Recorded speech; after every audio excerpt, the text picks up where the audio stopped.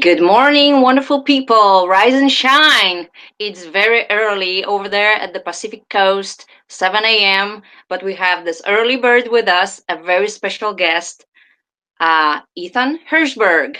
And I am Ula Tinsley, also known as Autism Mama Bear.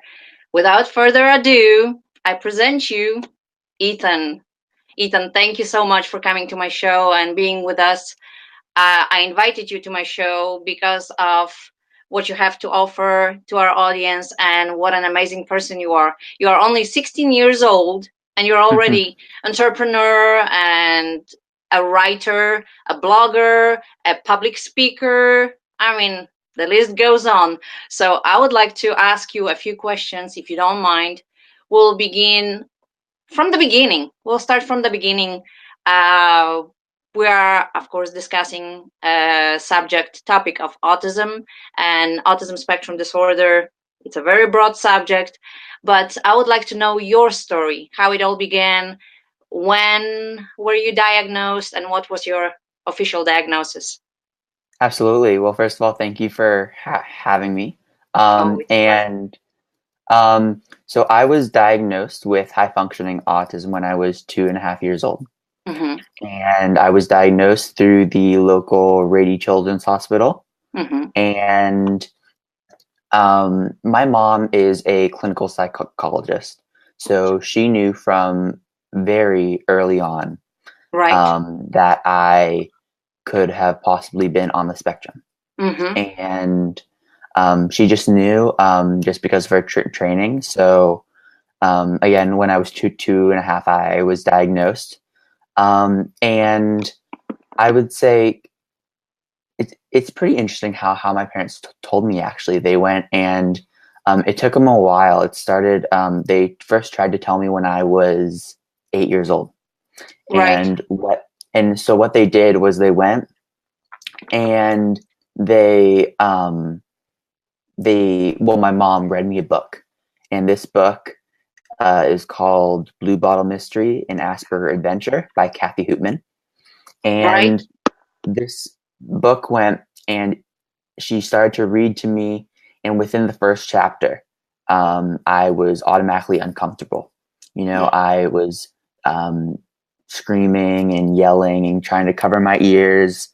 And I did that because I was so uncomfortable because the main person in that Mm-hmm. story named Ben, who had Asperger's, and I Mm-hmm. felt that he was too similar to me.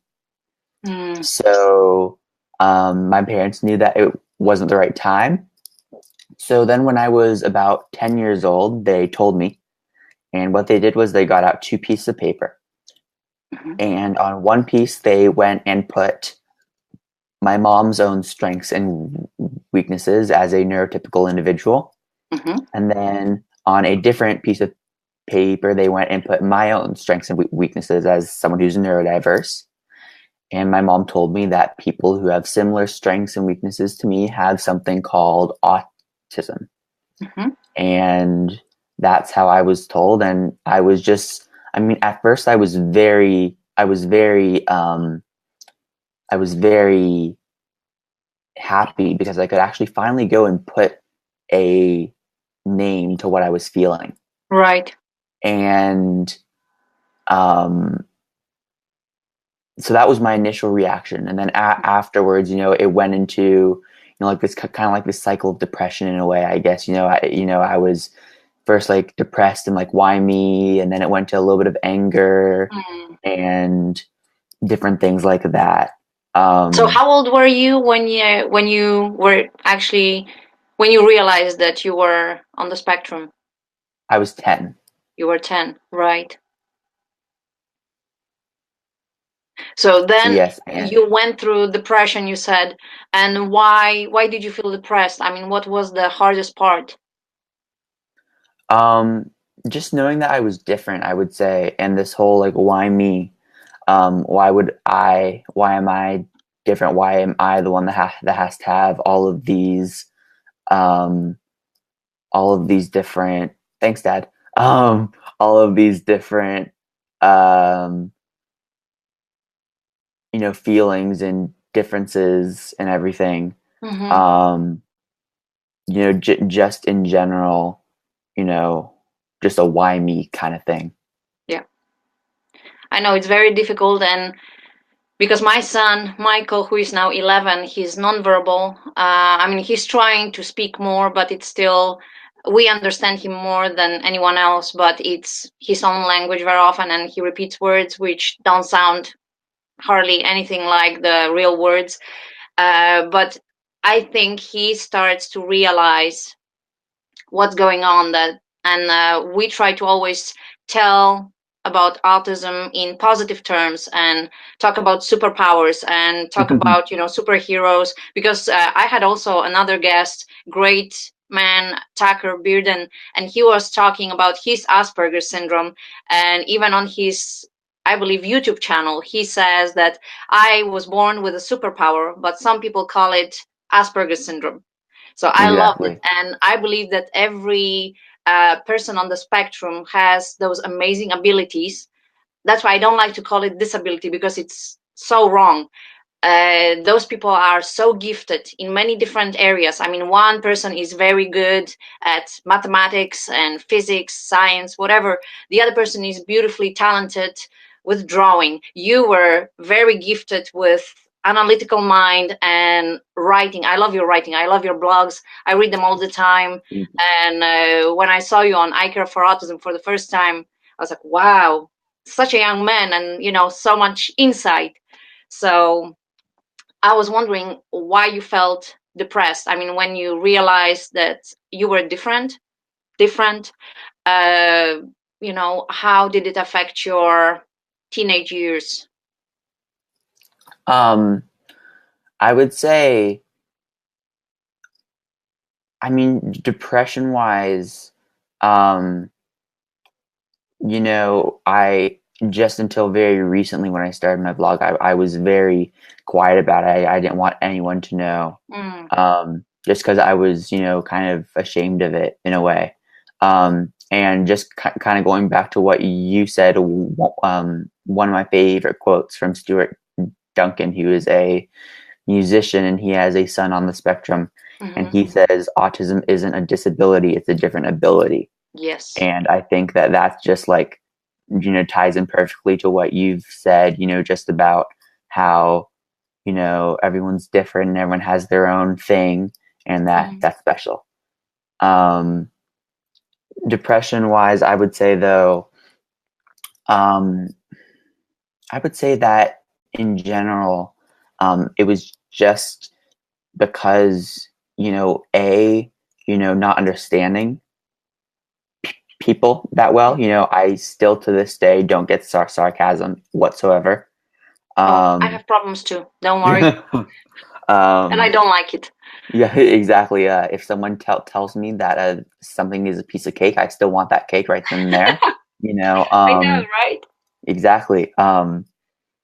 And just with perceptions and perceptive taking, um, I stutter sometimes, which is not because of my autism. It's a different speech Hmm. impediment, but a little bit of that, and just being teased and things like that, and that kind of fueled the depression in general. Hmm. That brings us to another big subject that I wanted to discuss with you, the bullying, because many of people I spoke to who had either Asperger's or any form of autism, and they were sharing with me the struggle they had growing up because of the bullying, and that it's not just average poking, pushing, and hey, give me your money, and going along, just one thing event. No, it's persistent, it's mental torment, it's like sometimes physical as well, because very often they were not ready to fight back, because usually I find people with Asperger's or on the autism spectrum very almost angelic, if you know what I mean. So innocent and Unconfrontational. so pure. They don't understand sarcasm or irony, which is perfect. They don't lie by default, because like, what's the point of lying? This is like the purest form that I would love to be. And that's why they are very vulnerable, especially kids who are nonverbal. Like, I'm thinking about my son and his friends at school.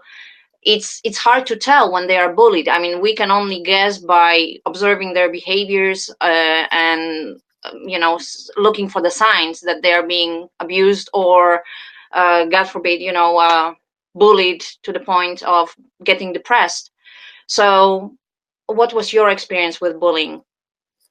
Yeah, so I would say just from the early years of elementary school, Hmm. at that time it was just teasing. Um, so nothing physical. Um, it was making fun of my stutter, or making fun of my stem, or mocking my stem, And what or are your stims? What do you do to stim?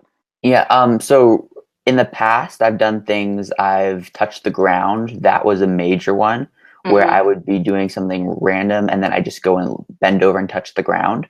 Hmm. I've gone and I've done the humming or the weird grunts. Hmm. I've walked in circles and things like that. Current stim right now would be my eye movement, my eye twitch. So something kind of like this.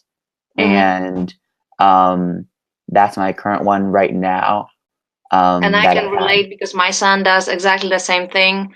And at first we thought maybe it's some neurological, like, spasm or something. And Hmm. we even took him for all kinds of EEG and stroboscope lights, going for Yeah. half an hour, checking if it's maybe a silent seizure. But it was just his stimming. And then, when I saw your interview and your presentation at some conference, you were talking about that. And I was like, wow, that makes so much sense, because when he gets stressed, that's when it comes, the eye movement, and it calms him Exactly. down. So, Exactly. Yeah. I went actually, when I first started actually at my temple, mhm, someone there, was worried that I was having an epileptic seizure at that time, actually. right. And I was just like, nope, nope, that's just a stim, and things like that. So, Yeah. but yeah. Absolutely. So you see, I wasn't sure. Like, even teachers, they observe my son. They're with him 7 hours a day, and they were bringing this up to my attention, and like, hey, maybe Michael has seizure. Maybe we have to help him. But even when we Hmm. went to our friend's house in Washington D.C., and she lives in a condo, so all the walls and floors, everything is, I call it made of paper, because you just knock gently on the wall and the neighbors can hear everything. And my son is a drummer. That's his form of steaming. So he drums on everything, and with everything, he takes a piece of, I don't know, whatever he can find next to him, and just bangs on the floor, different rhythms, syncopic. And then, of course, so he was banging even though there was a carpet, but she lives on the fifth floor. So some neighbor from under her, he came and knocked on the door and like, Russians invaded us? What is this noise?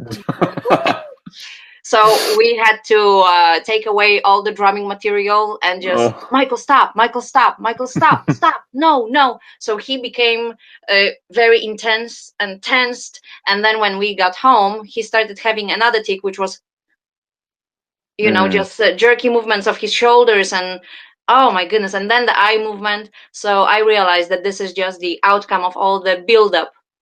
Do you have definitely. similar experiences?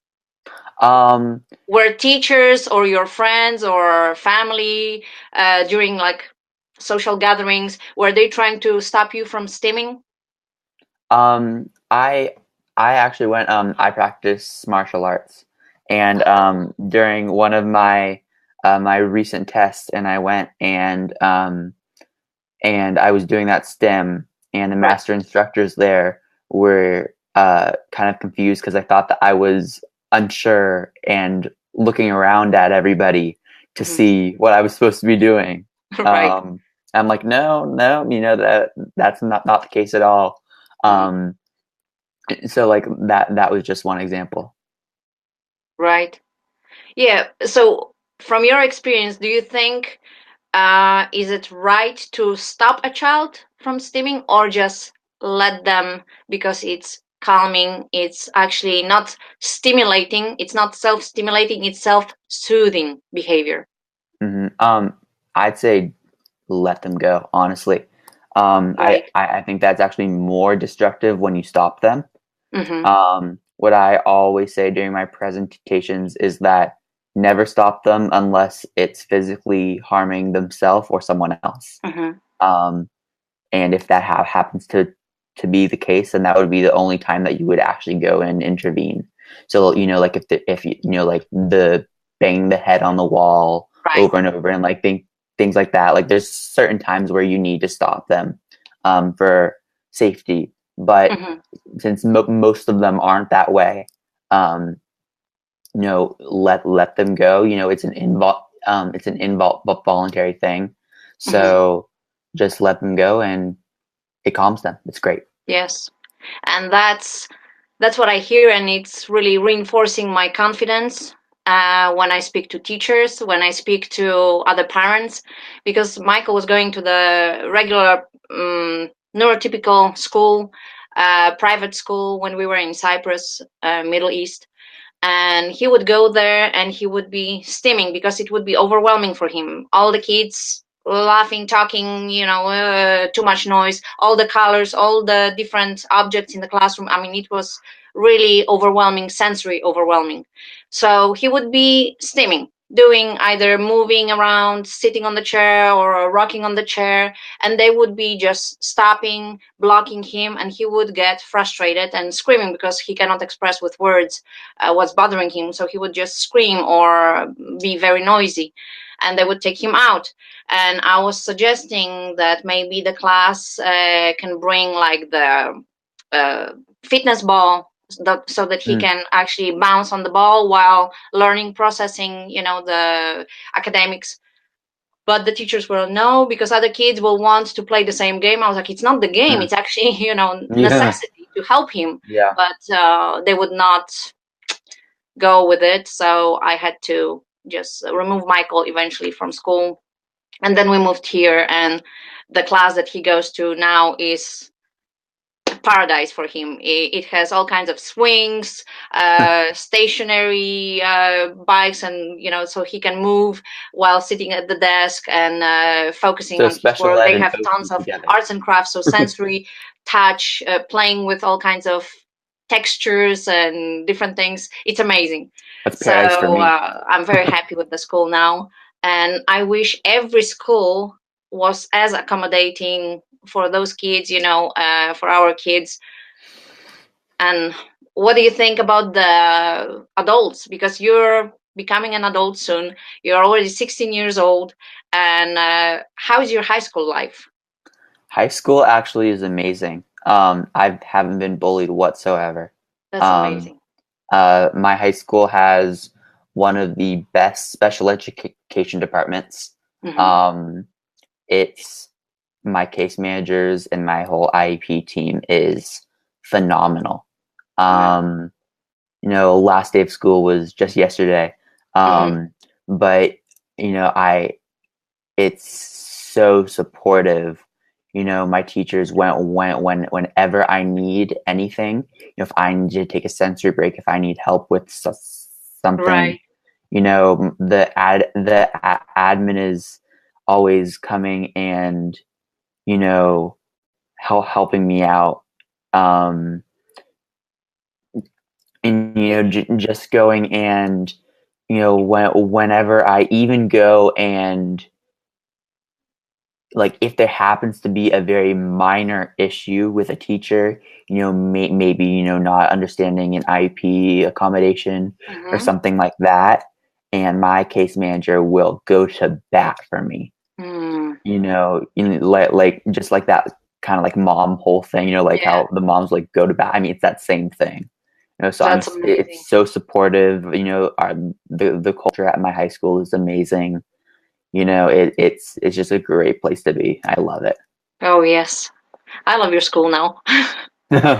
That's amazing. And you see, Christy, who is my dear friend and also a mom, special needs mom, she wrote, "It's so great that you're explaining to others, understand when they see people stimming, because it is, people don't understand. We see kids in the restaurants or other public places, and they do all kinds of stimming. Sometimes it's flapping hands, sometimes it's rocking back and forth, sometimes it's just playing something, with fidgets or anything. And people don't understand. People think that it's just, bad behavior, or that they are just playing, but actually it's self-soothing behavior, and we should not block it or stop it, right? Exactly. Mm.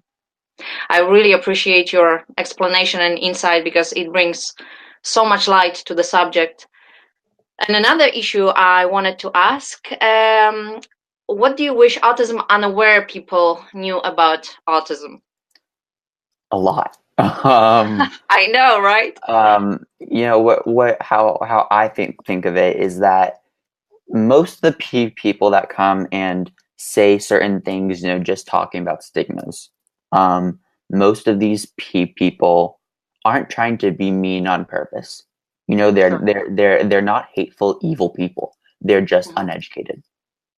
Right. Um, and just all these stigmas and myths and how they're not true. That would be the one thing, the main thing that I would want Hmm.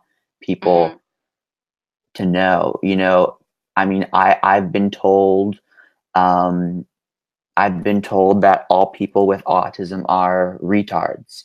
I've been told that all people with autism belong in a mental hospital. Mm. I've been told, all people with autism are geniuses, which is portrayed on the media a lot. Right. Um, I actually just went, like, oh, you don't look autistic, or, oh, you Yes. know, uh, don't worry, Ethan, we're all just a little bit autistic, it's all okay, just things like that, Yes. and just trying to dispel those stigmas and myths Mm.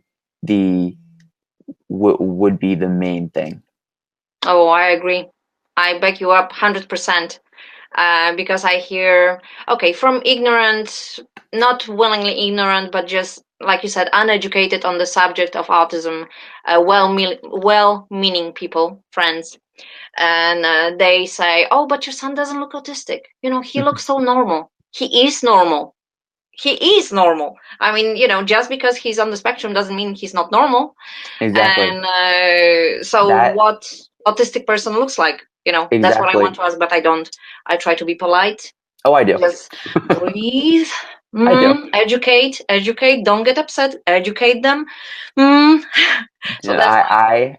But I've been complimented a few times on my wit when I'm educating people, so I can mhm, still say, oh, how does autism look and things like that. exactly. Um, and people, wouldn't know that I'm on the spectrum usually. Yeah. The vast majority of these people in my daily life would not know. Hmm. Um, I heard like 6 7 months ago that one of my family friends, an adult that has known me since before I was alive, was like, Hmm. "Wait, he has autism," and it was just like, Shock. like no idea whatsoever, Uh you huh. know, um, and just things like that where there is no normal autism in general, um, Absolutely. and yeah, But there is no normal in the neurotypical world sure, either. Because true, what's normal? Define normal. exactly. Exactly. What's normal for me may not be normal for you. And I'm always saying that our life is our new normal, because this is normal for us. But And to my yeah, friends who don't have kids on the spectrum, for them it will be but even yeah. their life, which is normal, it's not normal for me. So what is normal? Normal's boring. There you go. I like that. Yeah. So another question I wanted to ask is your current role as autism advocate and speaker. Like, where can we hear you speak? Which conferences are coming up, or interviews? I know that you have another interview on Tuesday, I believe. Wednesday, yeah. Wednesday. Hmm. Yes. So where can we Um, find you? What's your website, and where yeah, can we read your blogs? absolutely. So I started in March 2017. I started my blog, The Journey Through Autism, Mm-hmm. um, just where I share my personal experiences, insights, and advice Mm-hmm. to individuals on the spectrum, parents, caregivers, educators, and providers. Um, my blog is www.thejourneythroughautism.com. So that's where you can find all my blog posts. Mm-hmm. On my homepage, I have links to all of my other different articles on I Care for Autism and the Mighty, the LA Times, and different publications like that. Mm-hmm. Speaking wise, with any different events that are open to the public and that aren't private for a specific group or company, I'll always go, and within a month or two in advance, I'll go and I'll post those up on my blog and my Facebook. Mm-hmm. All my social media can be found on my homepage as well. But I will go and post those in advance, as well as any interviews, which will always be on like some sort of Facebook Live or some video of it. That's great. And I cannot wait for TEDx. It's coming. It's coming. You're getting there. I mean, people I'll need to help. hear you more, and your insight, your story, and the way you are not giving up when the circumstances, life circumstances, say, "No, I don't think you can go there because of your limitations." You say, "What limitations?" There you go. Achieving this, achieving that. Watch me. So I love that. I love that. You're an inspiration. Thank you so much.